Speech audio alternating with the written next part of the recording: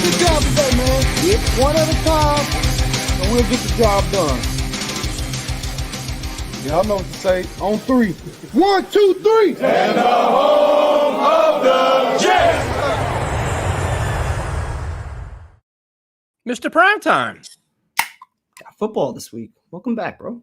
I know. Football Thursday night. The chaos begins. The preseason debut of not Aaron Rodgers because none of the starters are playing, but football nonetheless, man. Good to have it back, man. It's been a long off season. We deserve this, so can't wait for the season.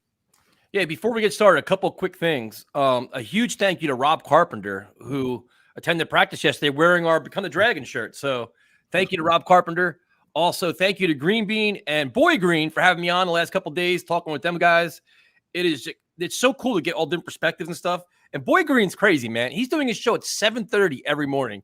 So, like, when he sent the request, I'm like, I thought 7:30 at night. I'm like, yeah, no problem, dude. I'm like, wait, in the morning? That's not for me. I'm not even awake yet. Bro, he's awesome, man. These guys are killing it with content. So thank those guys. And again, thank you to Rob Carter, man. That was super cool.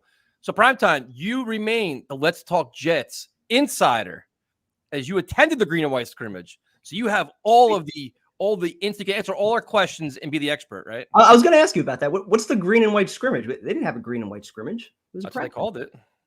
Did they really? Yeah. When was it called? I didn't see that said anywhere. It was a typical practice. Man. There wasn't anything different that they did about it. To me, it looked like a normal practice. If anything, I thought Sunday was a little bit less physical, a little bit less intensity than the first couple ones that I was at. So I guess we'll start with this. Guys, are we not getting Cook? So the Cook thing is funny, dude. Let me tell you why it's funny. Because it's either if the Jets get him, he's a washed-up player. It's a wasted move. But if he goes to Miami, the Jets blew it. They got suckered in. They're tools. Like, yeah. It's so funny, man. I honestly don't think – I think he wants to go to the Dolphins, dude. I really do.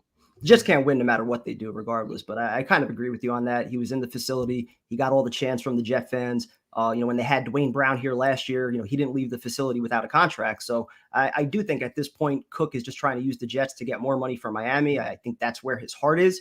If ultimately there's a gap of like $2 million, yeah, I think he'd have no problem playing for the Jets. But if he can get more money out of Miami, I think that's ultimately where he'd want to go. Yeah, 100%. You can see that's where his heart is, man. Yep. So if anybody has tickets, hook up Lauren with tickets, man. She tried last time. She got screwed over with it. If you got tickets, man, hook her up because it's a hard commodity get for real. It's wild. The Jets got to change up something with how they do that because there's no reason that lifelong season ticket holders should have to, go on eBay and spend $100 to try to go to a free practice. It's ridiculous. I only got tickets for one practice from the first 4 only because my rep sent me them. And then I had a friend hook me up for the other days, but I got completely shut out because my code didn't work. And then I was trying it again today and the app kept freezing and it says you're in queue, but then nothing's moving. Like it was a complete shit show. We will be live streaming Thursday night for the Jets debut, the Hall of Fame game. I cannot wait for that. I'll be hungover from the concert on Wednesday, so it'll be fine. I'll just cruise right into that. Doing a concert Wednesday too? Yes, sir. Wednesday night, Stone Pony, dude. Alter Bridge, Seven Dust, and Mammoth Van Halen. Oh yeah, nice. Stone Pony Summer Stage, 80 degrees and sunny. What could possibly go wrong there, right? You're not making it Thursday.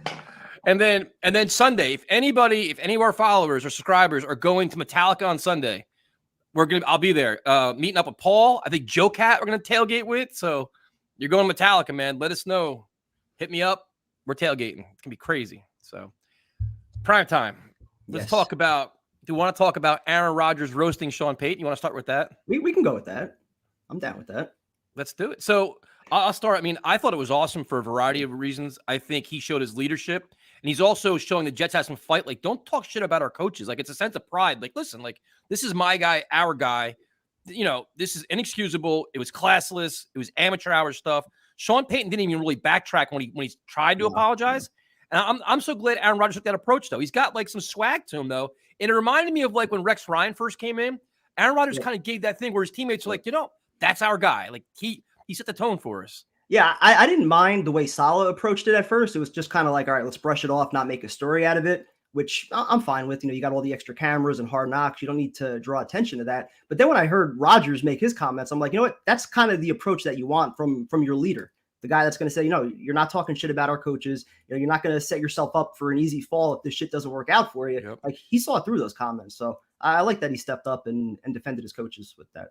Yeah, I thought it was awesome, dude. And it's just like he's becoming such a leader, man. He's like a focal point where he's a spokesperson, the face of the franchise, and he's handling it perfectly. Right? Listen, this is our mindset. This is what we're going to do. Denzel Mims said some things on his way out. I genuinely don't care. I think Denzel Mims had like 35 chances to make this team make an impact. He didn't do it. Best of luck to you on your way out. But adios, right? Mims, Elijah Moore, like you're going to hear comments from these guys if they start doing some things. It is what it is. Yeah, so you got that. So I guess we can start talking about some of the news and notes just from practice, what you saw, some notes from today. And I guess the first thing is, Garrett Wilson's banged up. He's going to be out a little while, a couple weeks. Yeah. To me, it's like when it comes to the Jets, you really can't trust anything they say, but obviously not going to rush him back. None of their stars are playing Thursday nights. Not really worried there. But the story that is kind of popping up more and more is the drop passes in practice. Yeah, primarily Lazard, which is something that's been kind of a bugaboo for him in Green Bay.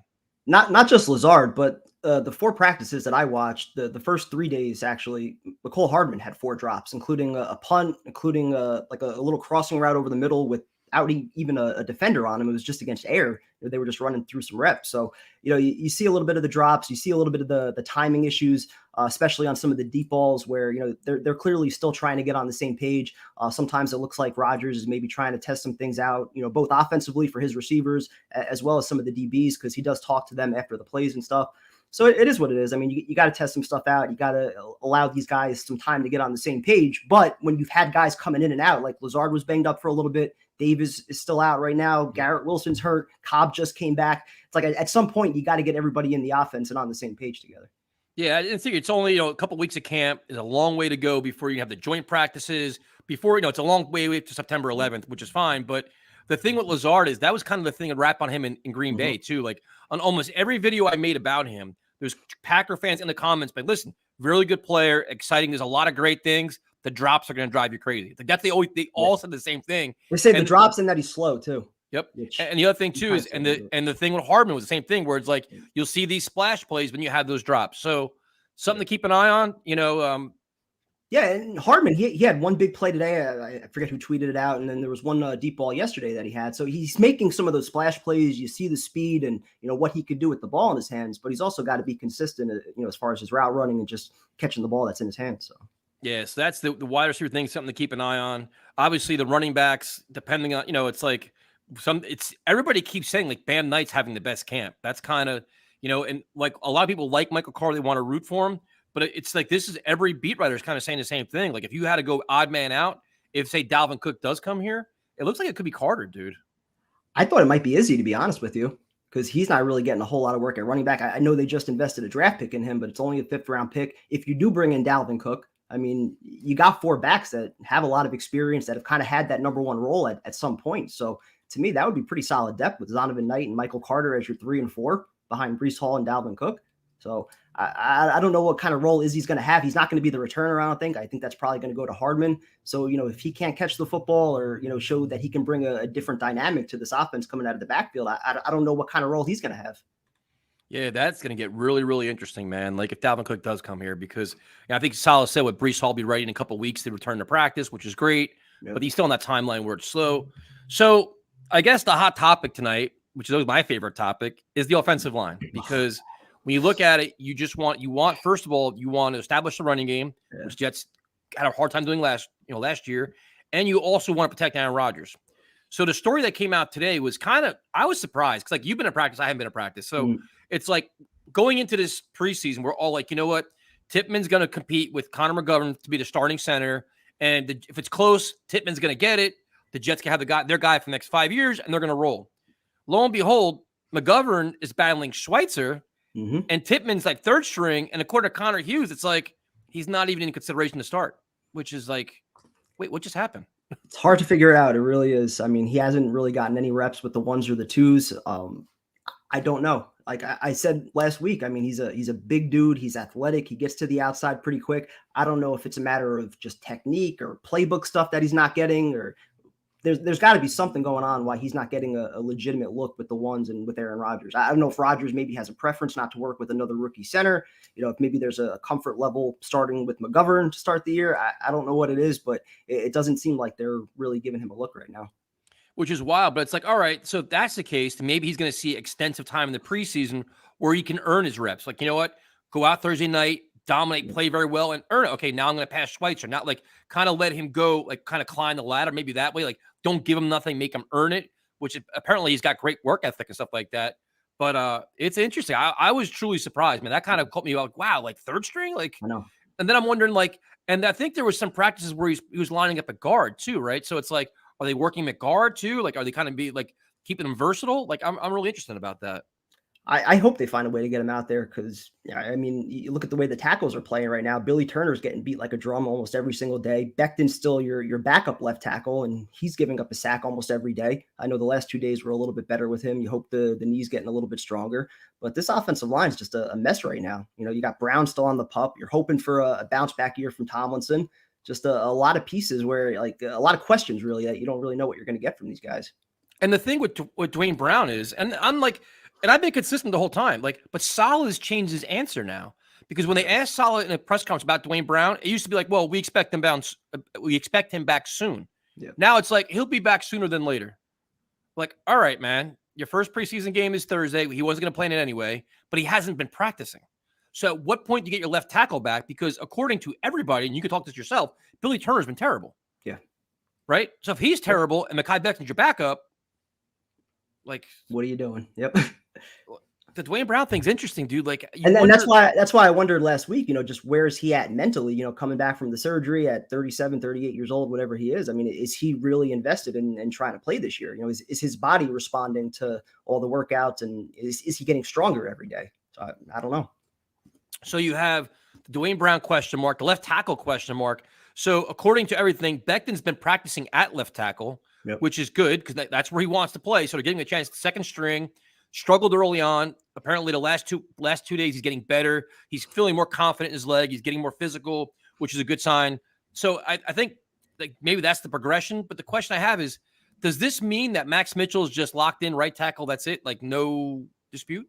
That's kind of what it seems like. It seems like they like him. He's pretty athletic, moves pretty well, good pass blocker. It seems like he's somebody that they trust. So, he's probably going to be your right tackle. And then you got three options to, battle it out for the left tackle. I think ideally they view Turner as that, that swing guy, the same way I think they probably view Schweitzer on the inside doing the same kind of thing. But still got a few more weeks. So we'll see what these guys do. To me, this is setting up to be some drama with Becton, in my opinion, because if Brown comes back and Becton's only practicing at left and Mitchell solidified at right, he's not playing, right? And he's going to want to be traded. If he's not a starter before the year, he'll ask to be traded. Right? I mean, that's kind of where it seems like that's kind of where it's headed, right? Because if he's lost all this weight, he's gotten the best shape of his life, he's not going to get a legitimate chance to play. He's not with the starters now. I mean, I guess you got to say if you go through after this preseason game next week, if he starts working with the ones, like, all right, now he's in position to actually compete for that job. But other than that, like, that's the one thing I was thinking. Maybe they just learned from last year where they tried to rush everything so soon when he was clearly in a little bit of discomfort, and they're just trying to take it slow right now, as little pressure as possible. Second team, get your knee right, and then if everything's good in another week or two, maybe they elevate him. But he's got a long way to go. That's what I'm kind of wondering, if maybe this is just a progression where like Tippmann's going to start out lower, Becton's going to start out lower, and as the preseason plays out, they're both going to be playing a lot in the preseason. They can be elevated and earn it and earn their keep, I guess. But it's an interesting game to play. They had the extra week because of the Hall of Fame game, which is fine. I guess maybe a week from now, right? A week and a half from now, you start getting a little nervous. Like, all right, is this offensive line getting solidified? Do we have five guys playing together day in and day out as a starting unit, right? Yep. And I'll say it every week. AVT was your best tackle last year for the few games that he was out there. So if he can handle the job and you got Tippmann or you got Schweitzer who can handle guard, like, why is that not being discussed or being looked at? Because to me, that just makes too much sense. Yeah. So Tyson, get members, bro. What do you mean members? Members for what? Exclusive club? Members only? When's the green and white scrimmage? I thought it was yesterday. That's what they said, because they have the joint practices and they have the extra preseason game. So apparently it was yesterday. I didn't even know. All right, so prime time. It was a pretty weak practice. We talked running backs. We talked offensive line. How is your boy Zach Wilson looking in practice? He's not bad. I mean, I'll say it again. The same thing I said last week. He looks better than he was a year ago. He looks a little bit more confident. He tries to go through the progressions. He'll check the ball down. You see a little bit more accuracy, but still on some of the deep balls, not there. The footwork still looks a little bit off. So he's got a ways to go, but you do see progress. If you're looking for, something to hang your hat on, you do see a little bit of progress. And I think it's more just like he's relaxed. He knows he doesn't have the pressure of being the number one quarterback and everyone's staring at him. If he makes a bad play, it's not the end of the world. He goes back to the sideline and Rodgers or Hackett is talking to him. So I think he's got a weight of the world just off his shoulders right now. And he's a little bit more relaxed and you're seeing the progress. It's not where you want it to be for a number 2 overall pick, but he's getting a little better. The thing you like the most is like Aaron Rodgers is like a hawk, man. He watches everything he does. And the minute something's wrong, he walks over like, nope, that's not right. Like offense or defense too. He had a long conversation. I think it was Jordan Whitehead, who got burned on a pass yesterday or the day before. And they had a long talk right after it. So it doesn't matter which side of the ball you're on. He's trying to, get the entire team on the same page. So then you go the tight end position where, Uzuma's finally back. You have Conklin, but the guy that apparently is turning some heads is Rucker, which is a great thing, man, because of his size, athletic ability. What'd you see out of Rucker? Yeah, Rucker looks good, man, especially, with the ball in his hands, just getting, the yak, the yards after catch. He looks good moving. Even Uzama yesterday, he was finally getting involved a little bit. Rodgers hit him on a few checkdowns. He was moving pretty well after the catch. Looked a little bit faster than, the version of Uzama that we saw last year. And you already see the chemistry with Rodgers and Conklin. They seem pretty comfortable together. So I like the top 3 that they have at tight end. But even Yeboah still is making some plays too. That's your guy. Yeah, I knew you had to throw it in there. Love Yeboah, man. So now the one thing that was a kind of a story that they talked about more was that the tempo. First of all, it was Aaron Rodgers' cadence, a lot of pre-snap penalties, but also I guess they changed tempo up a lot, right? Do you see that from the offense? Yeah, the offense starting to move a little bit quicker, and then definitely it was Sunday's practice with the cadence. I want to say at least 3 times, probably within the first 15 or 20 plays, Rodgers got somebody to jump. So like that was the big advantage I think the offense had, whereas the defense, they were getting some pressure and the deep ball. That's where Rodgers just still the timing's a little bit off, or something's still not there yet on a lot of these deep passes where the defense is just all over it. And the one thing too is with all these guys being out, with Garrett Wilson being out, Corey Davis being out, you have a guy like Brownlee given a chance, and it seems like he's flourishing a little bit. He's making an impact there. Yeah, he's been making plays every single day. He's been getting some looks with the 1s and 2s, with a lot of guys out. So I think there's definitely a role for him. Again, I brought it up last week. I don't know if his lack of involvement on special teams might play a role in him making it or not. But, as far as what he's shown at receiver, he looks like he belongs right now. And even Gibson, he's an option for the slot. If Randall Cobb doesn't work out, he can return kicks and punts. So they got some versatility with those guys. Richie's going to week 1. Check us out. We're going to be there, man. We're all sitting together. So, and we're tailgating at Tailgate Joe's lot. So we'll post videos about it, but come stop by and say hi, man, for sure. So who is the most generous player with autographs at camp? Oof. That's tough because I'm usually like up top. And then once the autographs start, I usually head out of there. So I don't really stay too long for all the autographs. You sign your own autographs? Is that what you do? Only for Gangrene David. He's the only one that ever asked me.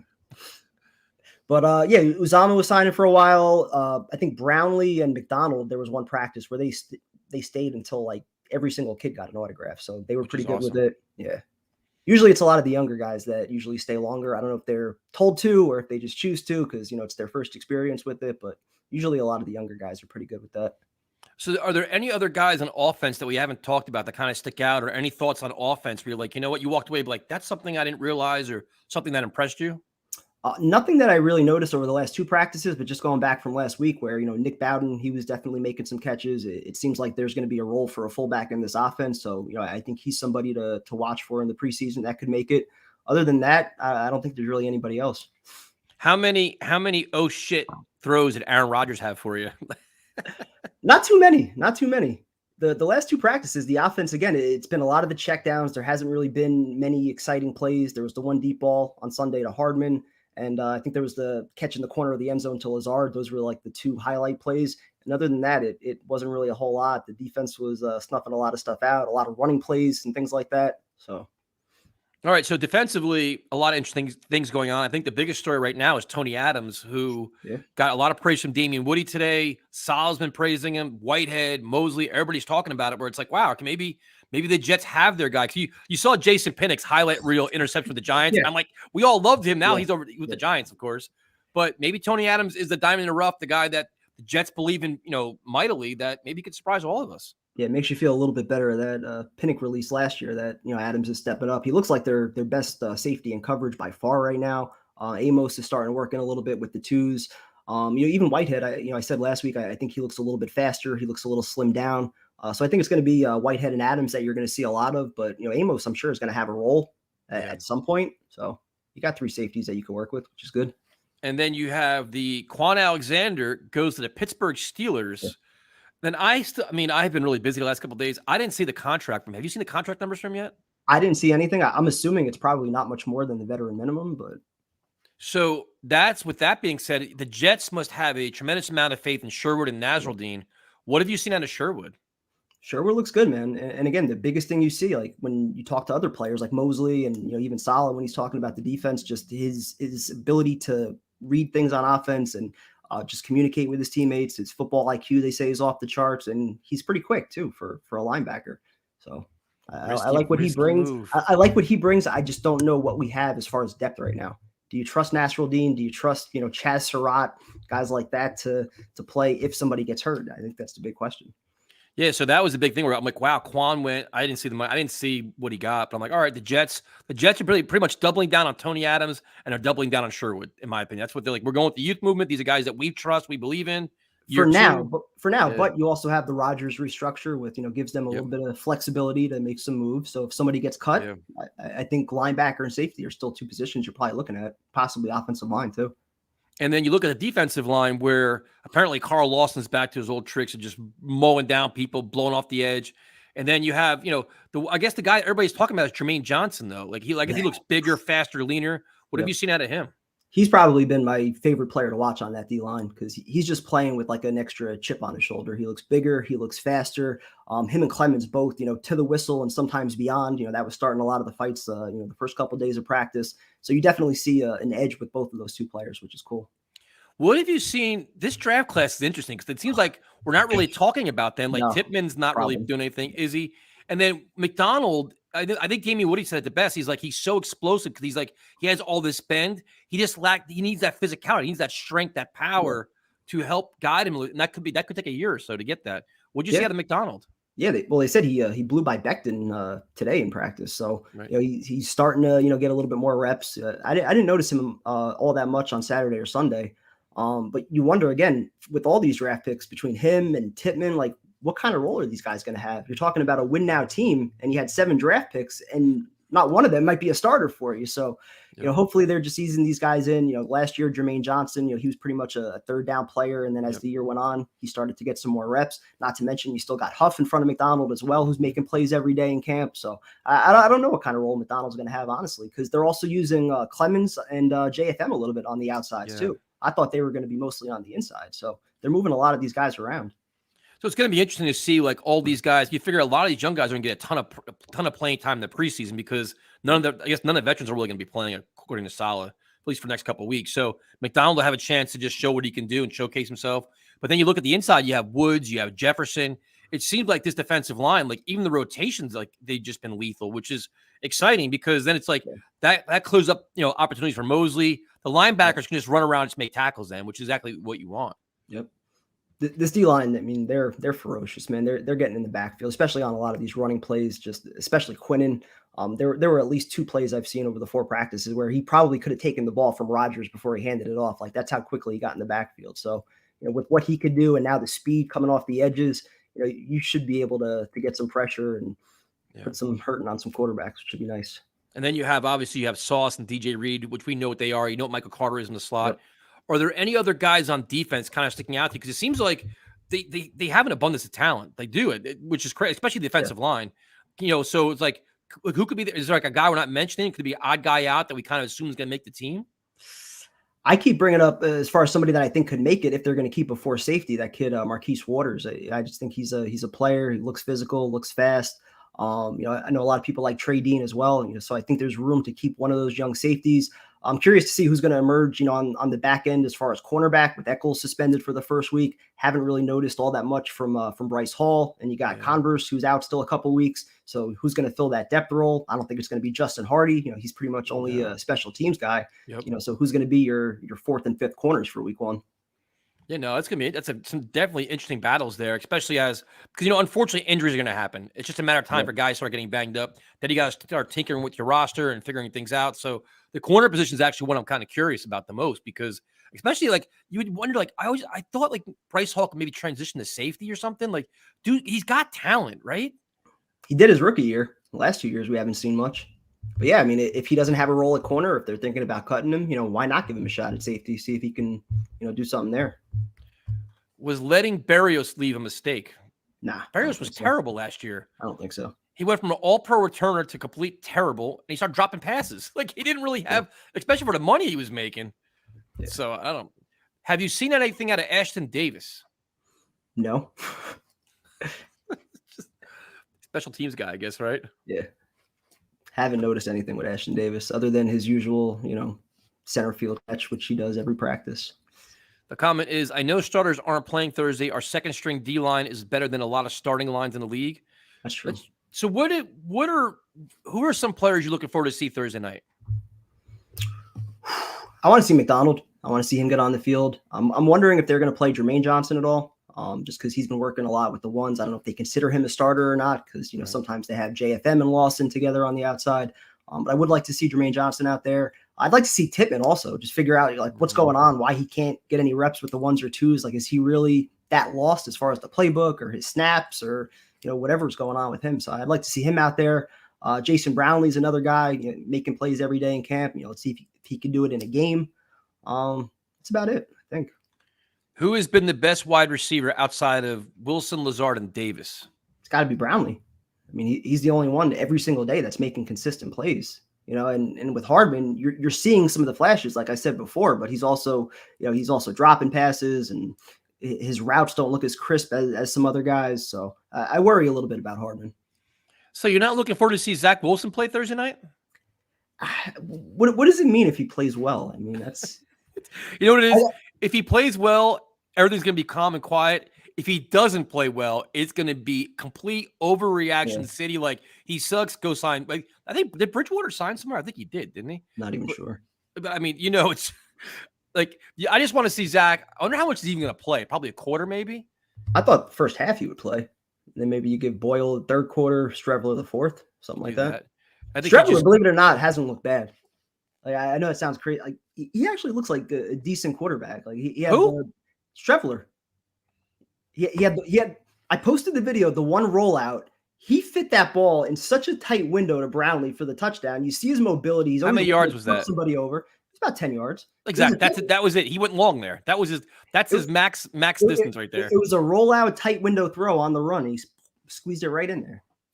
So, all right, we got a question from Elmo. Primetime, what happened to your camp videos? You're making poor Tyson look on Twitter to do these videos. What do you mean?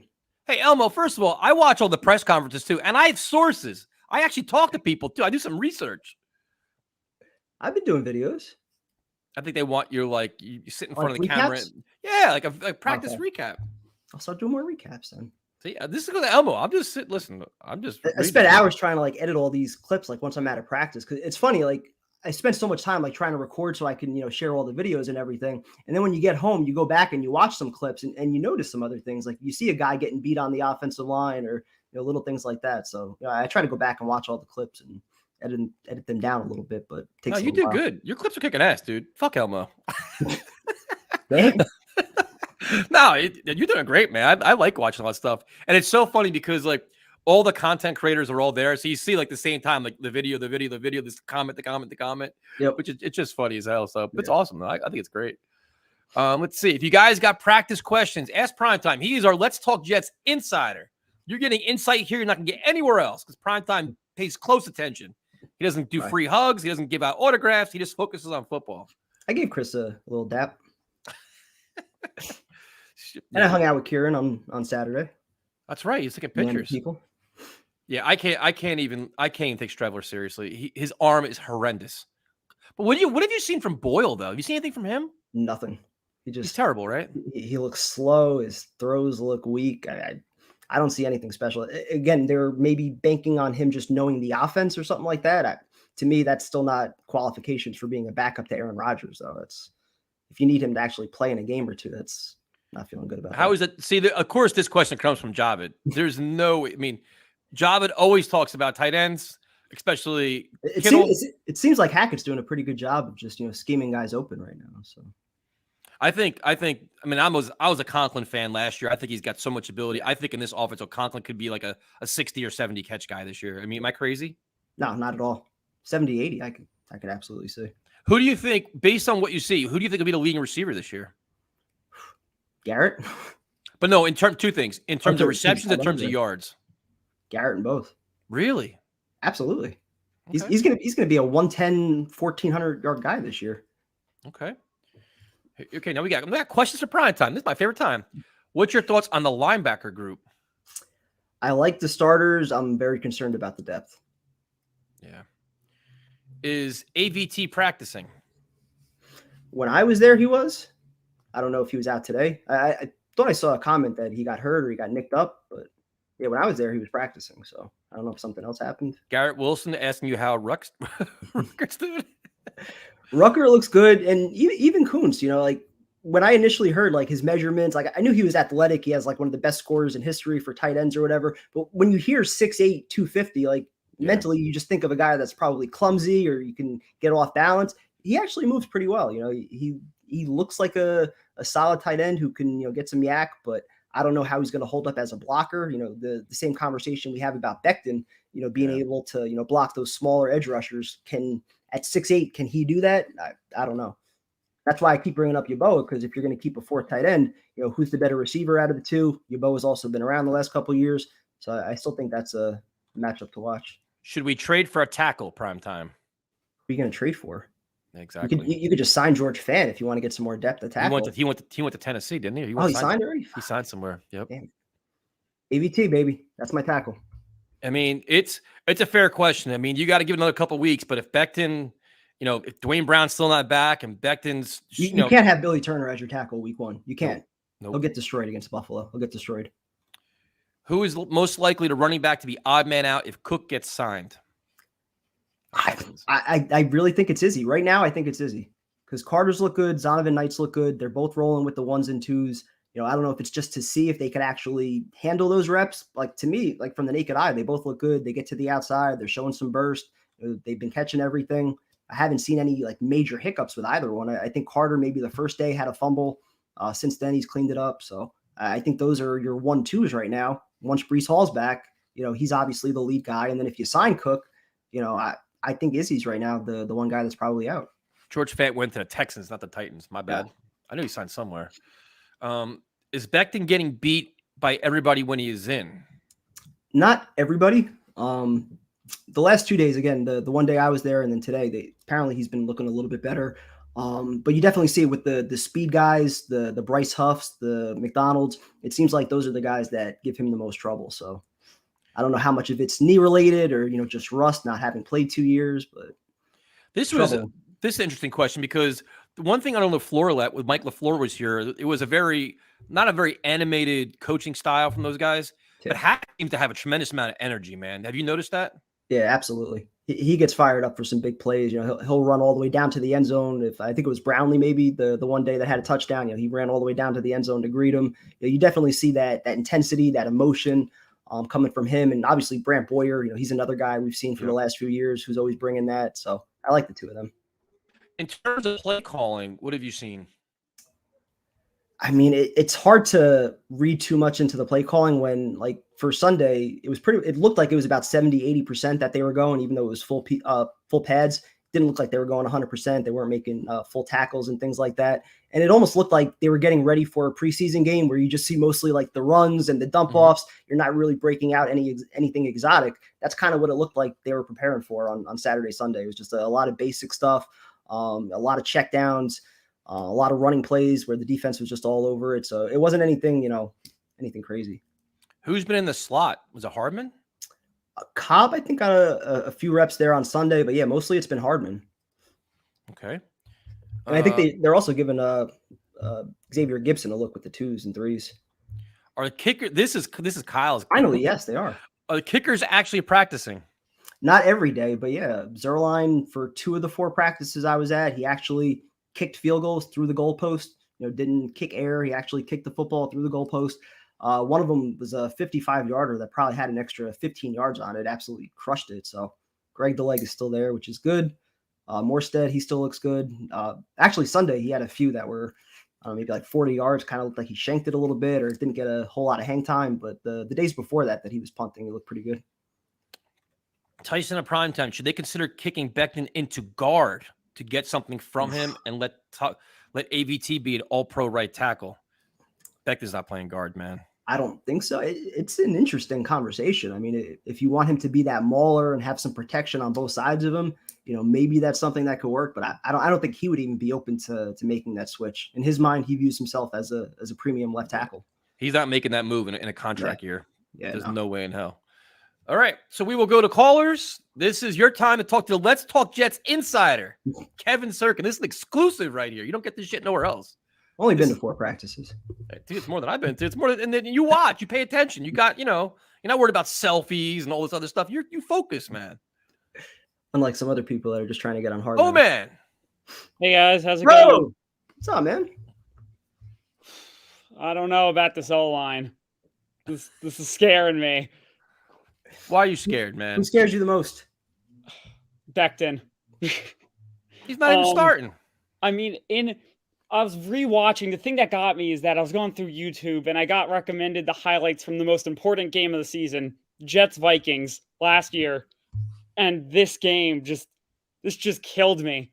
There's that play where Mike White just gets over the 1-yard line. We kept going down to like the 5-yard line and we kept running it with Jonathan Knight and he would get yardage, but he would get like touched 5 yards behind the line of scrimmage. And I'm looking at this O-line from that game.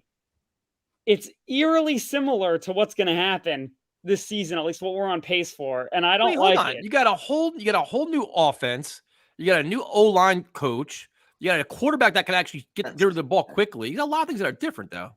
See, here's the thing. I understand, like, we do have a accurate passer. And AVT back healthy. Yeah, AVT, exactly. That's another option that we have. But it's like, I understand when you see Breece Hall running, you're going to expect him back healthy. But you see him coming back. But when you look against the top teams of the league and the top defensive lines, it just is worrying. Obviously, I'm getting ahead of myself and, you just want to see progress to start. But when you have these kind of expectations to see Becton and, Lankin and McGovern. Wait, hold on. You look legitimately stressed right now, man. Are you okay? Yes. Like, it's friggin' July 31st. You got to relax. Let's get to like 3 preseason games and we're solving the same problems. Now you literally look stressed, man. You're making me feel bad for you all of a sudden. Like that game killed me. I was on the game? floor when Barrios dropped that ball. Bro, it's a whole turn the page. It's a whole new year. Aaron Rodgers. Do you know Aaron Rodgers is our quarterback now? Mike White's gone. You know that? I mean, I was watching the Devils for a bit, but I did hear that. You can't be worried. You can't be worried about the Viking game now in July the next year. It's a whole new offense, new playmakers. The one thing is, if they do struggle, maybe they throw the ball to step the run. If anything, if the run game is that bad, I mean, Aaron Rodgers can do the quick slants, the quick, all these things to Garrett Wilson and whoever. Yeah, so. I mean, the passing game's definitely improved greatly from last year, and you even look in that Viking game, a lot of those missed opportunities. Why are you stuck in the Viking game? How many times did you watch the Viking game this week? Get a hobby, man. Go enjoy. There's something else out there. It's summertime. Concerts. Okay, fine. We're moving forward. New year. Excited about Hartman. What else? Bam Knight. Saw a few highlights of him looking good. Saw those Roger spirals. I'm excited about the team. I really do think, don't seem like it. It's Captain Obvious, but we're obviously a much better team than we were last year. Prime time, your thoughts. No, I kind of get his concerns about the offensive line. Yes, it's early, right? We're not even 2 You mentioned the Viking game. I'm going to lose it right now. I'm not going to mention the Viking game, but it's understandable, I think, to have some level of concern right now. When you look at each position on the offensive line, you could say that there are questions at every single one right now. So you want to keep your 38-year-old quarterback upright. Well, you need a wall in front of him. And I get it. It's going to be much different from last year, having that quarterback presence who can get the ball out quick, who could read defenses. You're going to be able to keep defenses honest. I get that. But you also got to be able to run the ball in some capacity. You got to be able to protect your quarterback. You got to be able to pick up blitzes. So, I don't really have a whole lot of trust in this group right now, but it is still early. So, yeah. I mean, when you look at the O-line in a sense, it's obviously this is a much better O-line, or not much better. It's slightly improved from last year, but there's new expectations, and the expectations are Super Bowl, or at least deep playoff run, and we're on a very finite clock here. So you could say, oh, we could fix it, or it'll get better, but how is it improved from last year? It's slightly improved because, I'm sorry, I'm thinking about specific games. You have AVT back, who was out for a majority of last year. And then you have Titman, who you hope will develop over the season. But he's not starting, though. Yeah, but I'm saying, in a sense, you have more depth, at least, in there. I mean, I don't know. There's only 5 linemen. I mean, one of them's back. That's big. But you said it's better. It's basically slightly improved. Well, if you're going to factor Becton plus AVT, I don't think Tomlinson could be any worse from last year. What are you seeing prime time? Because I have no faith in Becton whatsoever, like at all. He looks better than he did last year, but there's still times where it looks like he's just laboring around, like after plays. Like, I don't know where his conditioning level is at right now. I don't know how much trust he has in his knee, which is why I think they're trying to ease him back, working with the second team. But Turner does not look good. Like, Turner should not be starting on this offensive line right now. You want to have him as a swing tackle, that's fine. But if he's your left tackle week 1, that's going to be a problem. Does Becton look like a competent average starter in the NFL? If you're going to say average, yeah. Okay. Does he look like the rookie? Does he look like the rookie Mekhi Becton? No. Because like the rookie Mekhi Becton, you would see like mauling guys, like getting after it, like 5-10 yards past the line of scrimmage, pushing guys back. Like, I haven't seen that version of Mekhi that much yet. So we're not. Let's start small. We're not shooting big for the offensive. Is Tyson there? Whatever. We're not shooting big for the big plays. We're just let's just start with small, starting every game, doing well, average. I'll take that. Setting the bar at average? We're setting it at average. We'll get up again. Am I frozen right now? You're a little bit on and off. In, coming out. Oh fuck. Every it's fine now. Freeze up a little bit. He's frozen in fear from the Viking game of last year. So what's your level of concern right now with the linebackers? I mean, obviously, there's not much concern. I like McDonald. The only thing is just CJ Mosley, I feel like at the end of the year with his age, I feel like he kind of took a small step back. Hopefully he can at least maintain what he had, or at least now they flip sides. Game stream. You at least want to expect that he's coming back at the same level that we've known CJ Mosley's been for the last few years through the dark years. I mean, what are your thoughts on what you've seen out of the linebacker so far, Kevin? Yeah, Mosley's looked pretty good. Quincy Williams had a few nice practices where he was flying around on a couple blitzes, broke up one pass, from Rodgers over the middle, and even Sherwood. He looks pretty quick. They love his football IQ. So the top 3, I think you're okay with. I just don't know what they have beyond that. If somebody gets hurt, I think they're in a little trouble. I mean, I when I see this defense, I think of a legitimate competing top tier, deep playoff team. I think of this defense as being able to compete with the best defenses of the NFL. It's when the offense, it's like how people, I don't know if I'm looking into the media too much, but you see the Rodgers he's only top 10. Yeah, obviously, I don't know. You understand my concerns. You obviously want the best team out there that you can produce.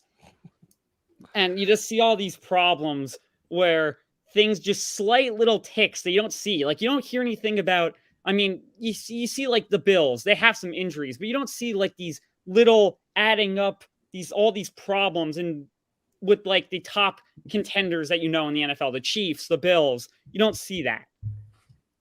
I think it's still a little bit too early though to say like the Jets have all these problems. Like they're trying to figure July things out. Right 31st. now. That's what I'm saying. Yeah, they're trying to figure things out. I think they're trying to ease some of the rookies in as well. Like we don't know where they're at as far as the playbook, what they want to throw at them right away. So like if all these things are still going on middle of August or as we're approaching week 1, then maybe all right, start to panic a little bit. But for right now, yeah, you can have a little bit of concern, but in perspective, it's still over a month away from the season. So. I mean, I guess that's the takeaway from this call. Just taking it 1 week at a time. One day at a time, my friend. Have a good night, man. What'd you say? I said, have a good night. Have a good night, guys. We'll see you. Man. What's up, Jomo? Oh, shit. What's up? Yeah, that was funny, man. Oh, you rocking the hoodie right now? What's that? You rocking the hoodie right now? Oh, yeah, you bet. It's raining. Are you in Florida? Huh? Aren't you in Florida? Yeah, it's raining. Hot as hell, man. Yeah, we got the AC blasting. It's all right. What are your thoughts on the center? What are your thoughts on the center position, man? I think there's a nice competition between the two vets. I figured the rookie probably wouldn't get a chance to start, but I think going with the vets is probably the best move, and whoever wins it wins it. I don't really mind. It's the tackles that, if there's any part of the offensive line that there should be concerned with, it is the tackles. But I mean, there's really until Becton proves whether or not he can play, I don't think you can really look too much into it. Where do you think Dalvin Cook is going to end up? I don't know. I have no clue. I thought we were gonna get him, but I figured Jomo is whack right now. You're a bake, my friend.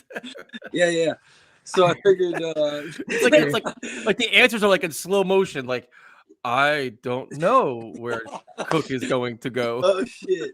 All right, so let's get it together here. Yes, Dalvin Cook. Yeah, I really don't know where he's gonna go. I thought he would just sign with us. I figured he wouldn't leave the building. I don't know why he left the building. I would like to have him. Figure you get him on like a 2-year, $14 million deal, $8 million guaranteed or something. Have him along for the 2 years. Wait, do what? What'd you just say? 2 years. Yeah, 2 years, 18 million, right? 14 or 14. You're getting $7 million a year. All right. Yeah, $8 million guaranteed. You can cut loose if. Do you think Breece Hall would have a problem with bringing in Cook for 2 years instead of just 1? No, why would he have a problem? I mean, it's talent on the team. Like, it's just another guy in your running back room. Like, the two of them could be on the field at the same time. I mean, that would just be an unbelievable duo. I don't understand why running backs don't want to like team up like that. I feel like they want their touches.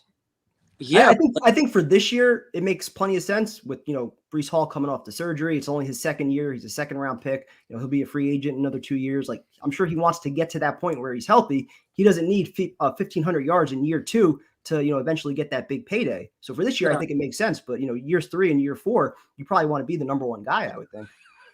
Man, I hope he sits until like the Denver game. I want him to sit for like 4 weeks. I don't want him to just rush right back in. I think we should take our time with him. Having him back in Denver would be nice. That'd be a nice like first game back for him. It's where he got hurt, and the Sean Payton shit now. So I think I heard the crickets in the rain. That's pretty cool. I mean, what do you guys think about the aura of this team right now? I mean, just like the face that the coach is giving it, that our quarterback's giving it. I mean, it's just something I could have never imagined. I mean, it's crazy. I'll just say, being around practice, there's definitely a different vibe that you could see like on the field and also like in the stands with all the fans. Like there's a belief in this team that they could do something special, and I think the players sense it, like what's in front of them, the opportunity that they have. So it's fun, man. No, it's cool, dude. I mean, like the whole persona. I mean, is it the Hard Knocks or is it just like they actually have like the belief that they're gonna go in, they're gonna win it all? Tyson. Honestly, I don't think it has anything to do with Hard Knocks. I don't think Hard Knocks is a distraction at all. I don't think the players are paying attention to the cameras. They're used to it from one Jets drive, so. I don't think he's trying so hard to put together like intelligent thoughts right now. He's like, I'm trying to stay focused and put together some good shit. Jomo's not a pro like me. You don't know how to smoke and then do a 2-hour show. Hey, man, we're chilling. You see the Hard Knocks cameras there? Or are they like a big Yeah, presence? they're everywhere. As soon as you get off the bus, like because they have the shuttles taking you from the parking lot to the facility. As soon as you get off the bus, they got the Hard Knocks cameras in your face, getting reactions and stuff. So Yeah. Joe, have a good night, man. Oh shit! All right, man. It's just that call was a train wreck. We should have I asked him thought this. that call was great. Bro, you could just tell in his eyes he was cooked. That's so many Like shit. Dalvin. All right, we will go to Nick. What's up, man? What's up, guys? How you doing? How you Nick? doing, man? Long time no see. How you been? Yeah, How's your it's been a summer while, going, man? Good. It's going good. Tyson, I'll be going to Metallica on Sunday, so Hit hopefully me up, dude. We'll be tailgating. What time I'll you be getting there? I'm in 118, I think. So am believe. I, dude. Oh, really? Oh, shit. Yeah. Here we go. Awesome. Yeah. Make sure you message me or let me know because I'm in 118. I look it up. Yeah, same section though. Cool. Awesome. Yeah. So, how have the pass rushers looked? I heard Jermaine Johnson's a monster, right? Jermaine Johnson's been getting after it, man. Him and Yeah. Clemens both. You just see that physicality, that extra chippiness. Like I think both guys are in for big years. Yeah. Like, I don't know if he was hurt last year, but I don't think they used Jermaine Johnson enough last year. I thought, like, when he was on the field, he was making plays every time, you know? So I don't know if it was as much him being hurt or just the way they were handling the rotation, not trying to, throw too much at a rookie. I think it's going to be the Right. same thing for McDonald this year, where he's mostly going to be a third down player that's, subbed in for, Lawson or JJ. Mm-hmm.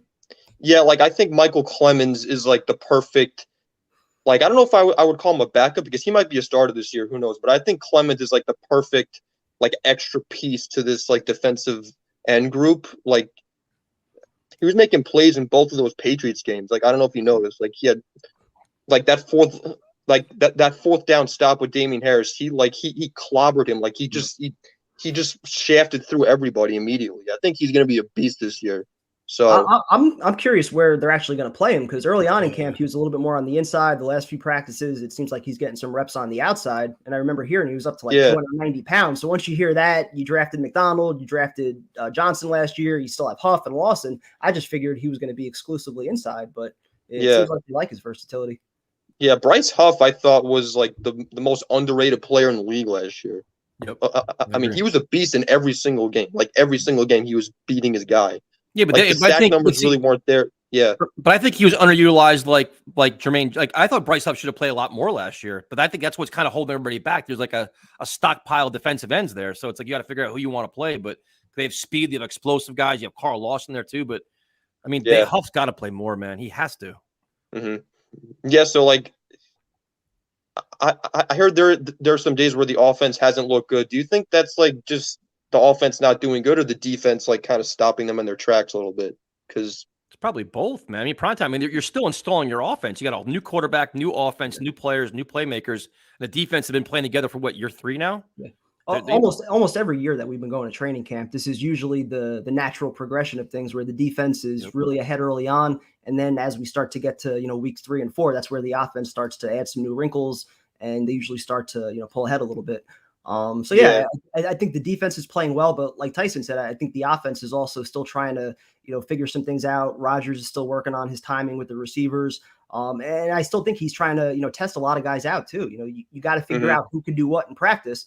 So like if you're worried about, I'm going to throw an interception here and then the media is going to be talking about it. Well, you still have to figure out if your defensive back can make a play, if your receiver can go up and get it. So, I think he's trying to figure out a lot of those things right now. Yeah, I watched the Lazard, like the really good catch he had like yesterday, I think, or was it today? I don't remember, but like yesterday, the corner of the end zone. Yeah, like I'm kind of concerned though. Like, has he been dropping some passes? Because I've been hearing that a lot. Like a few. Him and Hardman both have had a few drops so far. Yeah, it's the only thing that worries me a little bit. I really like McCall Hardman though. Like he's fast as fuck, dude. And I really think like they want to use him more as not just a kick returner, but like they want to use him as like a legit receiver.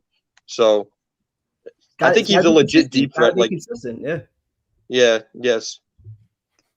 How does he look like against against man coverage though? Like, has he really been getting open, Hardman? That really, or I don't see when you watch Garrett Wilson, and I know that's like obviously an extreme difference, but when you watch Garrett Wilson, the way he runs his routes, and then you watch Hardman, like you see the speed, but you don't see like the crispness getting in and out of the breaks and things like that. I think that's where like Garrett Wilson just absolutely shines, and I don't know what Hardman can bring. But also, if you have Garrett Wilson taking the attention away from the defense, Hardman could be a guy that could just kind of fly under the radar and get open. So and take it take it over the top too, the deep ball, Yep. get him the ball in space, like all different things. You know what I mean? So I think it'd be well, doesn't Hackett like to take a lot of deep shots in his offense? I could be wrong, but like I thought I heard that it's like a lot of kind of dink and dunk, and they wait for the opportunity to take the top off. Once the opportunity is there, then they'll go for it. Yeah, usually it's a lot. I love what Rodgers clapped back at Sean Payton. He's saying, "Keep my coach's name out of your mouth." That was awesome, dude. I already love this guy. He's amazing. So Nick, thanks for calling, man. We appreciate it. Yeah, have a great night, guys. Have a good night, man. I'll see you Metallica too, man. Yeah, definitely. Awesome. This tailgate's gonna be chaos. All right, we will go to. We haven't talked to Zach in a while. What's up? What's up, guys? How you doing? What happened, prime time? Hey, what's up, man? No, I'll go back to not much. Just chilling. This one? No, you're good. You're good. Man, I'm jealous. I was supposed to go to Metallica, but I had to sell my tickets. Why? I had stuff come up, man. I'm starting a new job and everything, so it was like, it is what it is. Yeah, my brother and I were supposed to go. He had some stuff come up. I had some stuff come up, but it is what it is. Get that money back, save it maybe for a Jets game this year. We'll see. Save for playoff tickets. There you go. Yeah, for sure. So how's it going, guys? I mean, I feel really good about this team right now. Yeah, it's like early on, offense isn't looking great a whole lot, but I mean, like you said, they're installing a new offense. So, I mean, I don't think we should be worrying at all. It's literally like the first couple Hold weeks. on a second. Not worrying at all when the offensive line is still a mixed match of guys and your left tackle is not even practicing yet? There's a balance to it. There's a balance to it. I mean, how different does the offensive line really look from last year? Like, there's some pieces taken out, some pieces put in, but that line wasn't really impressive on paper at the start of last year, and we were able to run the ball just fine. So, I mean, if we're able to run the ball, it opens up the offense. I mean, that's fair. I mean, the first 7 weeks of the year, they had both their tackles out, and they were still grounded and pounding teams and taking over in the fourth quarter. And now you're throwing Rodgers under center. That should only make things better, but there's still questions, legitimate questions at every single position on the O-line right now.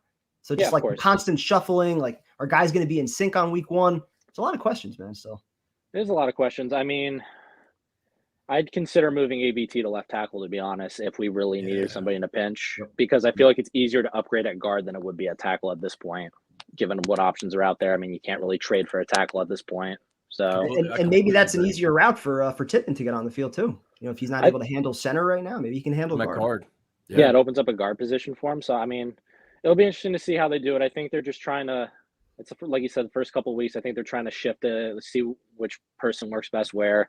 I mean, I don't think they're going to you want them to play well during the Hall of Fame game, but it's kind of like an extra preseason game. I don't think they're going to try and go too crazy. They're going to try and see how everything goes. I think you're not going to see much Thursday night, dude. You're going to see third and fourth stringers. You're not going to see much at all. Exactly. Like, they want to see how Becton does, but that's going to be, like you said, against like third and fourth stringers. It's a way to ease him back in after his injury. It's a way to give Zach a look against, a defense that he should be able to produce against. I mean, being a second overall pick, you'd hope he'd be able to do something. So, I mean, I think it's mostly for those two guys to boost their confidence a bit and to have them at least, not ruin the morale of the team at this point. Are we concerned about not signing Dalvin Cook yet? I'm not concerned at all. No, there's no rush, man. I mean, even if he's a luxury at this point, like, is he a luxury you'd want to have? Absolutely. I mean, it lets Brees come back at his own pace. You don't have to put all those miles on Brees right away at the start. Makes the defenses have to respect our run a bit, so it kind of opens up the passing game. So that's kind of nice. But at the same time, it's going to be we'll see. I hope we get him. I think it'll be interesting to see how much the Dolphins give him. I think if the Dolphins give him a good contract, he'll go to Miami. I think so, too. I think he's only a luxury, though, if Brees Hall is healthy. If Brees Hall is not 100%, or if he breaks down midway through the year, and you're talking about Carter and Knight now as your 1 and 2, I don't know.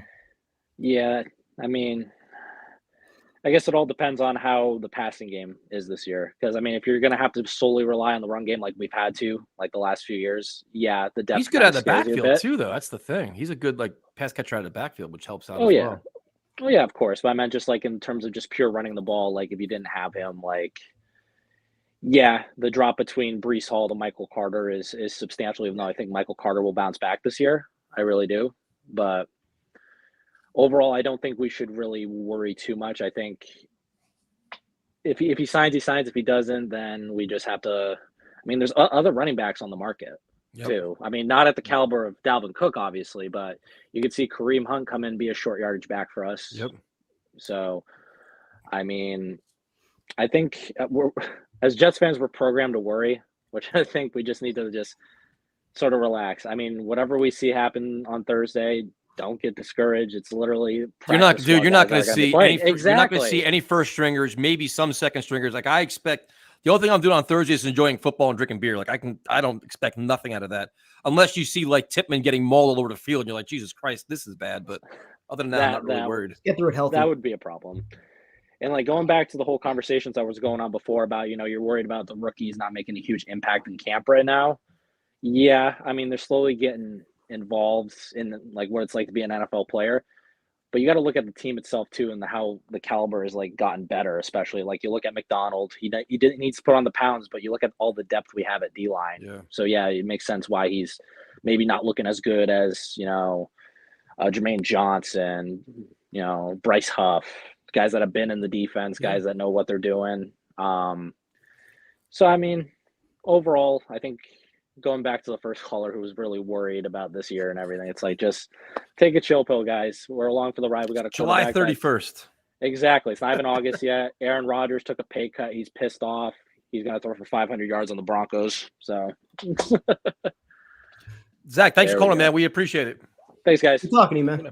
Good talking to you. All right, we got a little positivity. We got some chaos. We got Steve from Westchester. What's up, Steve? Yo, what's going on, fellas? How you doing, man? Steve? Tyson, quick question. Are you going to Pantera on Friday? I'm going on Sunday, man. You're going Sunday. Yeah. I'm planning on getting last-minute tickets for general admission on Friday. But do it. I didn't realize how much of a metalhead you are. That's sick. Yeah. I was at Godsmack Saturday night. Godsmack and Stained. Tomorrow night or Wednesday night, I'm going to see Alter Bridge and Seven Dust. That's sick. And you live probably close to all the venues too, no? Yeah, I'm like 20 minutes from the Stone Pony, man. So it's like it's there, and PNC is like 30 minutes. So it's just summertime, man. You got to see shows in the summer. You got to. I'm just calling to ask about the O-line concerns.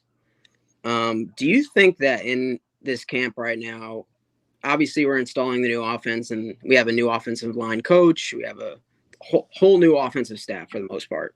Mm-hmm. Is them not holding up as much more of a reason? Like, is it more because they're literally going up against potentially the best D-line in the league? Or is it a combination of both of them installing a new offense plus going up against absolute dogs? I'm sure in some capacity it's both. Not to mention you got, AVT and Becton both coming off major surgeries. So I'm sure there's a level of, just getting reacclimated for them, getting the strength back, in the knee and the triceps and things like that. And even Dwayne Brown, who's still not practicing yet. So it's a lot of moving parts. They haven't really played a lot together yet too, which is important, having that chemistry and just gelling all five guys in there together. Yeah. I think that behind the scenes, I'm sure we'll see it on Hard Knocks. Maybe not this, but I think behind the scenes, like once, the middle of August comes, I'm sure Rodgers is going to be sitting down with them and being like, listen, Lakin ain't doing his job or something. I don't know if he's going to pull the strings to be like, we need somebody else to be in here right now because I'm not going to do, I'm just not going to deal with this. Like, you see, he actually, if you look at one of the clips the Jets did, Rodgers was talking to Quinnen Williams about something like, how can you got in the backfield so quick? I think Lakin tipped something off. And he's like, did you tell Lakin? And Quinn's like, I'll tell him after practice. But they do a lot of information sharing where they say, listen, like, what is my tell? What is my tell is making you get past me faster? And Aaron Rodgers is very good about forcing communication. Like, we're all going to grow together. We're going to all figure this out together. But right now, the defense is always ahead of the offense this time of year. Primetime mentioned it. We have the same conversation every year for the first 2 weeks. Oh, my God, the offense sucks. What are they doing? They're terrible. And this is a very good defense. And then they're going to take a little bit longer and they'll start figuring it out, But the offensive line needs to be intact first. Your 5 starters, which would help. Mm-hmm. Yeah, I hope Mekhi figures it out, man. I'm rooting for him. Hopefully, he shows something in the preseason, and I don't know if he's going to start, but it would suck to let him go and us to struggle at left tackle throughout the whole season, and in the back of my head be like, yo, Joe Douglas, why did we not draft a left tackle?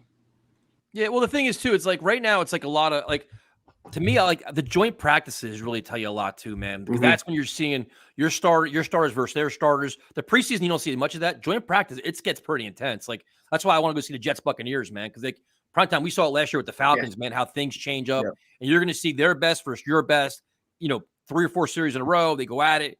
And then you start saying, okay, is our offensive line struggling or not? Then you start seeing it. You know what I mean? And don't they also have 2 dates in Carolina? Charlotte, yep. Right? Yeah, I think that's like next week. So. Yep. Yeah. That's when you start hearing more about the offensive line. Yeah. Either way, I'm most excited I've ever been. I still think we're going to smoke the majority of the teams on our schedule. I just think it's our time. 100%. I agree, man. I just think it's our time. Thanks for calling, man. We appreciate it. Yeah, have fun in Metallica, dude. Thank you. I will. Good talking to you, man. All right, let's go. Actually, I do like Limp Bizkit. I actually saw Limp Bizkit in Atlantic City last year, and it was complete chaos, man.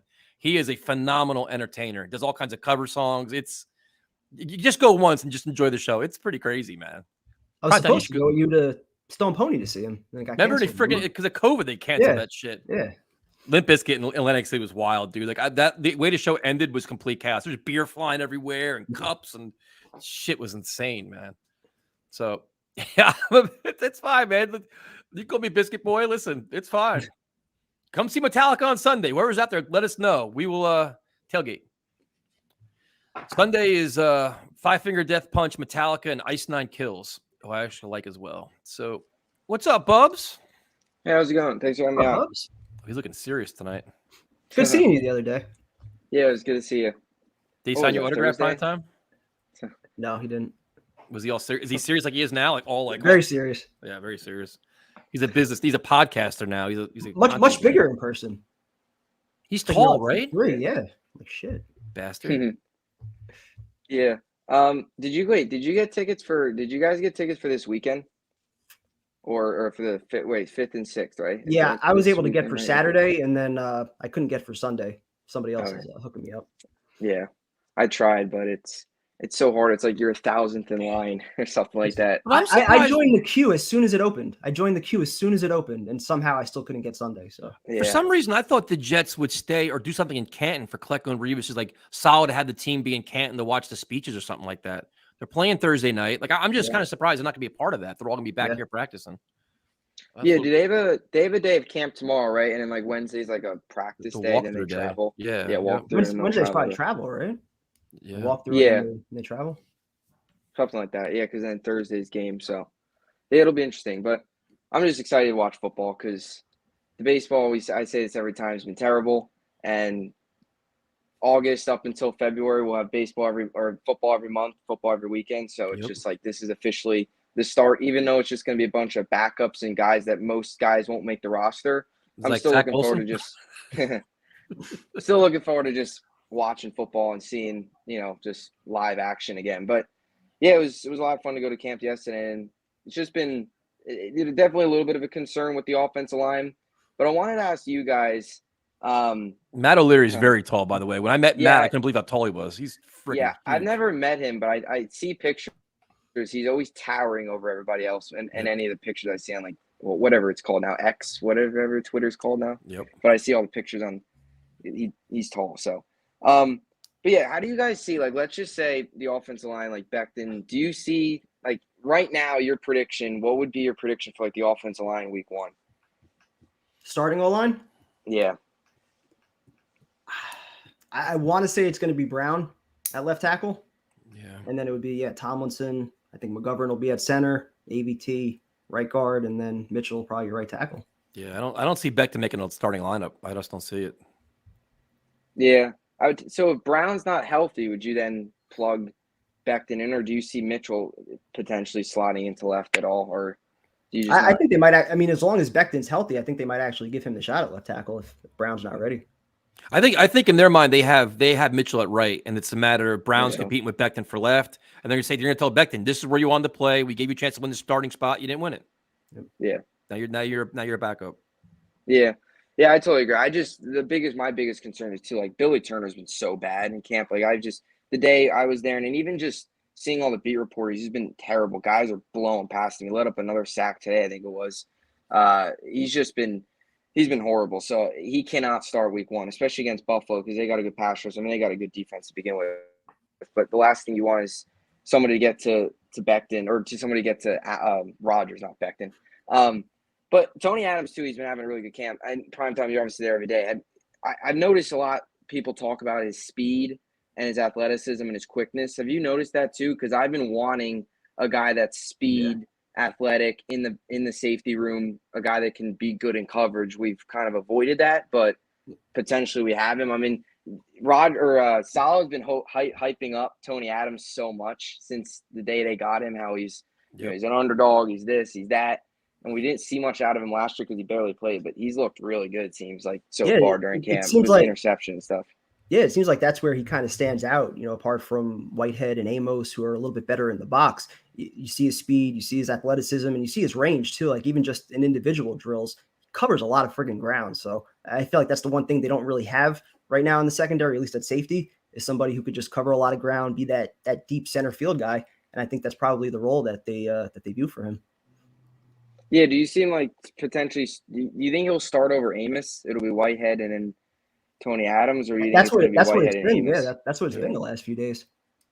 Yeah, so probably just roll with that then. I mean, I'm really hyped up. Like I think he's. You don't seem hyped up. I mean, because like Douglas has found guys like this. Like he found Kevin, JFM. This is Bubs. I'm really hyped up, man. But like Douglas though, like he's found Quincy Williams was off of the waiver wire. JFM. He found Bryce Huff on Van Knight, Bryce Huff. Like he's found gems like this. Maybe Tony Adams is that again. And I've been wanting the Jets to wake up and bring in a guy that can be good in coverage in the secondary, because an aging LaMarcus Joyner hasn't done it, last year. So it's good to finally see a little bit of youth there. But yeah, that's been exciting. Something else I want to ask too, like Solomon Thomas, I know we've talked about a little bit. You guys talked about potentially being like a cut candidate with the defensive line room being so stacked. Have you seen much from him in camp, like at all, or like do you see he was throwing some big time punches on it was the first or second practice, but haven't really noticed him too much. The problem with him, like he's talented, but there's so many guys in front of him. Like where does he fit in exactly? And you have guys that could also play on the end, that can play inside, that have versatility, whereas he's more just, a pure inside guy. So I don't know where exactly he fits in. If they can keep 10 defensive linemen, because I feel like the top 9 are pretty much set right now. Yeah, you feel the price. Have they been? Well, I know Clemens and stuff, so I don't really know. That's going to be interesting, but he's definitely a guy too that potentially a cut candidate. And two, with the running backs, like I totally agree with you guys. I think Izzy had a fumble today. I saw that they reported it, and then two, like you guys mentioned, he had some pre-snap penalties. He's had some drops. I mean, there's definitely been a couple runs where he's explosive, but I see all these people talking about how it should be Bam Knight, Izzy, Brees, and then Dalvin Cook. Not in that order, obviously. Dalvin Cook, Brees, Dalvin Cook, but then Carter gets cut. But Carter's had a good camp, and you've even seen Rodgers get the ball out to him in like flats and stuff. Like he's been utilized in a big role so far. Like he's had a very solid camp. So is Bam Knight. He's been one of the more impressive players. I just don't see Izzy fitting in right now. I know the possibility of him maybe not catching on to the practice squad, another team taking a chance on him, but I mean, I don't think there's probably a tough chance too that Bam Knight catches on. Like if you would to cut Bam Knight, which I don't see that happening, but even Michael Carter, someone's going to take a chance on Michael Carter. I think the likeliest chance is you cut Izzy and he probably gets back on the practice squad. I think that's most likely than cutting one of the other two guys. At the end of the day, you're a win now team, so you got to keep the guys that give you the best chance to win this year. So ultimately, like I like Izzy, but can you get another running back that can do what he does next year in the 5th round? Probably. So if he's not ready right now, you probably take that chance of cutting him, trying to get him on the practice squad, and just sticking with the guys that are actually contributing, because Carter's been getting all the work with the ones. Him and Zonovan Knight, they've been with the 1s and 2s. So I think they clearly see those guys a little bit further ahead of where Izzy is right now. Yeah, definitely. And as you mentioned too, the win now team, like we don't have time, or the Jets don't have time for a rookie running back to struggle in the regular season with mental mistakes where he's got penalties and he's having drops. Where and he's getting going Aaron through those Rodgers killed because rookie- he can't pick up the blitz or something. Yeah, that's another issue too. I think that's another thing too. I'd bring in Dalvin Cook or a veteran too. Is just a guy that can blitz pick up, because that's another thing you've talked about a lot. Like even a Fournette or something. I don't know how That's what I good want. Dalvin Cook is in blitz pickup. I guess he's probably pretty good. I know he's good out of the backfield as a pass catcher, and obviously he's pure rushing ability. But I mean, most veterans are usually, I mean, as they get on in the league, they mostly are pretty good at blitz pickup. I know Leonard Fournette's very good at blitz pickup. I don't know. He's probably better than Cook, but Cook would provide probably the best blitz pickup ability out of the four of them because he's the oldest and he's the veteran in the room. But I don't know. I don't know what's gonna happen with Cook. You think he eventually signs, or do you think he's going to Miami, so. just using us as? If he was going to leverage? sign, I think it would have happened before he left the facility yesterday. I just think you watch the interviews, and like as Jet fans, we want Dalvin Cook to come here where everybody's doing the chant, they're praising him. Aaron Rodgers is recruiting him. Dude, he had like 2 interviews that he did. His heart's in Miami, man. Like he said he wants to be a part of the community. He wants to help back and give the community. It's where he's from, dude. Like he literally, like he's like almost like, I'm here in New York. Do you see this, Miami? Like I'm here. Can you like give me just a little bit more money so I can come back and play where I want to play? So Yeah, I don't know. I mean, it's just weird because he then went on, he was on Good Morning Football and he talked about how what did he say? He said a quote like, what was it? He feels like it's highly likely he'll sign with the Jets or whatever. He's something playing like the that. game, dude. He's playing the game. He's Trying to liking get all more the Jet fans' tweets. He has the little green Yeah. heart out there. Yeah, after they and then chant. the one thing that I love that he said that Tyler Conklin said about him was how competitive he is. He's like he loves the game of football. He lives for football. Like all the things Conklin said about him is exactly what the Jets want in a player. I just think that he wants to be in Miami. And like I don't know. It's kind of the instinct I have with him. And not that I hate him. I'd like him to come here, but I just don't think his heart's here, man. Yeah, it's interesting. I don't know. I mean, I could see too. I mean, the whole AFC East thing it's just funny because if we don't get him, we'll have to probably play him twice a year. I mean, he's not going to New England, but he'll probably go to Miami. But And he's got his brother too in the division with Bills and James Ezekiel Cook, Elliott's so. like meeting with the Patriots now or some shit. It's like Yeah. all 3 teams are all looking at the same running backs. I'm sure Fournette already interviewed with the Patriots. Now Ezekiel Elliott's there. So it's When the Elliott rumors like back in like post draft or what was it, maybe a little pre-draft, like April, when they started to go around that was kind of when the Odell rumors were going around. I wanted nothing to do with Elliott. Like Dalvin Cook has so much more gas left in the tank than Elliott. Elliott's shot. He's toast. He's also near by half his salary though. Yeah. Oh yeah. Elliott's just I want to stay away, especially too. Dalvin Cook's probably a better locker room guy than Elliott is. I guess Elliott just seems like he's more of a me guy as opposed to a team. That's just kind of the feeling I get. Well, Primetime's a me guy. He's doing a good job. When am I a me guy? Bubs, thanks for calling, man. We appreciate it. Good talking. Yeah, thanks for having me on. Have a good one, guys. I love Bubs. He's like, I'm really hyped up, man. And he's like the straight like face. He's all like, it's funny as shit, man.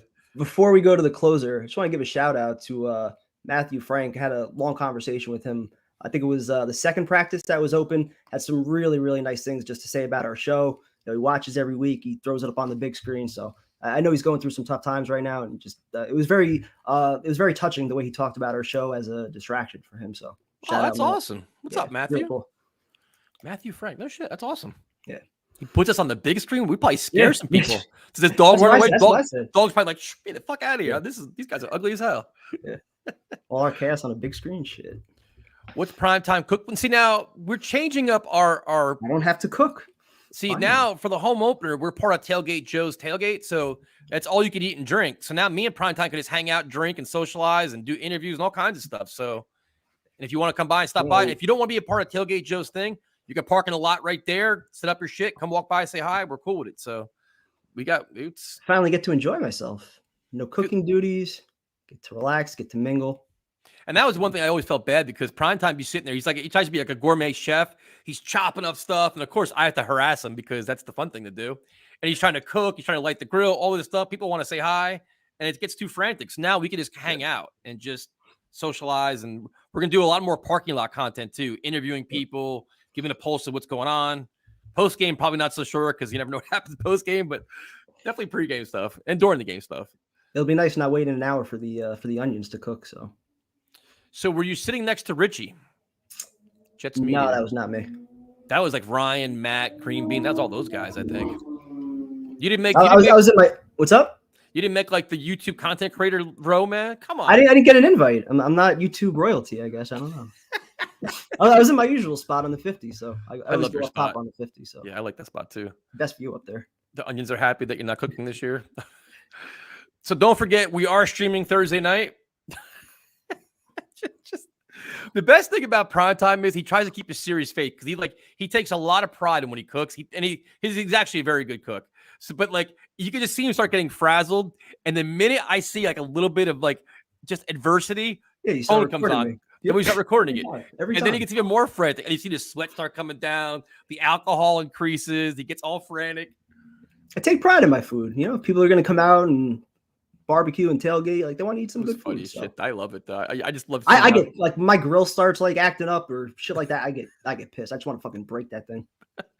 And then all the stress is gone now. See, all those problems are resolved now. Yeah, good. Now we just sit, drink, eat, and talk. What could go wrong? Yeah, well, we have nothing else to do but just drink the entire tailgate. What could go wrong with that? Oh, shit. Pickles wrapped in bacon on charcoals. Oh, I don't do pickles. Gross. The worst thing last year was when Joe Blewett came by too. We did like 3 shotguns in 7 minutes. It's like, this is ridiculous. Like, what are we doing? Where everybody, the best thing is like everybody always wants to come by and say hi, which is awesome. But everybody wants to do a shot. So like it had to be like it was like, yo, guys, great to see you. Oh, great, but let's do a shot. All right. Like an hour and a half later, I'm like, wait, this is what everybody wants to do? Like we're gonna die. Nothing beats Carolina with that. Oh, my 5 God. hours waiting for Tyrone to get there, and then as people just showed up, it was the same thing. Hey, gotta buy you guys a shot. I'm like, we did so many shots. Tyrone, What where was you it? at, Jameson, I think it was. Yeah, it was a lot of we Jameson, dude. We had to go through a bottle of it. That's easily. why I was out at the end of the night. Shit. That shit was wild, man. But now we have we just gotta survive. That's all. All right. We will go to our closer. It's been an hour and 20 minutes already. Holy shit. What's up, man? My guys.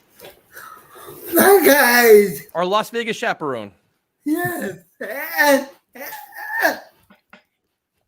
One night I got to a bottle of both Jameson and Jack Daniels. So, Both? Yeah.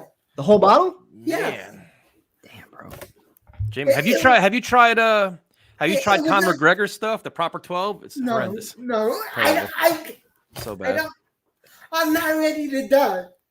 It's so bad. I do not do it. But I will tell you, I've been on a tequila tear. So if Casamigos wants to sponsor us, please sponsor us because I'll keep you in business myself.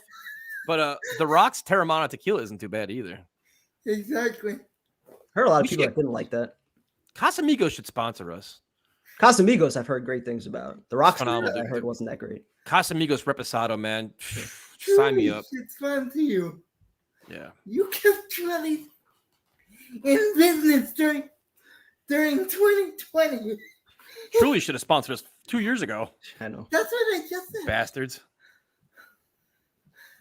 So, PT. What's up? Let's talk offensive line real quick. Yeah, what you got? First of all, I know Tyson thinks Becton as good as gone. If Wait, when did I said Becton's as good as gone? I never said that. I'm sorry, I'm putting words in your mouth. You sure are. That's some bullshit. That's how rumors start, man, especially on social media. I apologize. Trouble. Becton's going to be calling out Tyson now. I know. I'll be on the fucking It was list. a joke. I'll get blocked now It for no was reason. Be the only thing he blocks. Hold on. We'll turn into jet turbulence. We'll take it the players start blocking us. If you get blocked, Chris can just get you unblocked. That's true. Chris is our inside man. Yeah. But if Mitchell and Brown are good to go, and Becton says either I'm starting or trading, what the hell do you do? You're the Jets at that point. You probably trade him. You're not gonna go into the year with him as a distraction, as a backup tackle. He's gonna be in a contract year, man. He's gonna want to play. Yeah. Also, I don't want to, because that field that they have in Canton is garbage. Send him to Seattle. We can fleece the Seahawks again. I heard that. I'm glad you brought that up, Tyson, because I've been meaning to ask you this, Jose. Like, looking back at that trade now with Jamal Adams, knowing that you could have had AVT and Garrett Wilson, like, how does that feel? I'm not the front office. I'm not the one that made this. But as a fan, how does that make you feel? As a fan, how does that make you feel? You missed out on 2 All-Pro players for Jamal Adams. No, what really pisses me off is that's the only reason we went after Jamal Adams. It's because the season before, the front office didn't have the guts to go after Jalen Ramsey. I made a video on that on my channel. Oh, now he's looking at his channel. Ain't this some shit? What? 2 ones for Becton. Oh, hell no.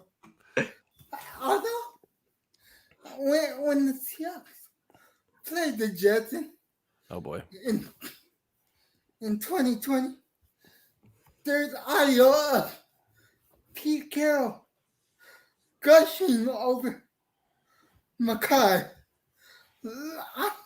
that's gonna be the Hard Knocks story, dude. You know what it is. Hard Knocks again, looking for some kind of angle. It's gonna be Mekhi Becton's recovery. He's rode back to starting, rode back to playing time, and then that's gonna be the story for sure.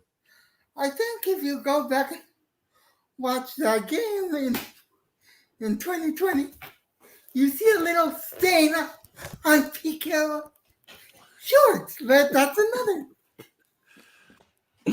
Why are you looking at his shorts, dude? You should be looking down there anyway. You should be focusing on his eyes.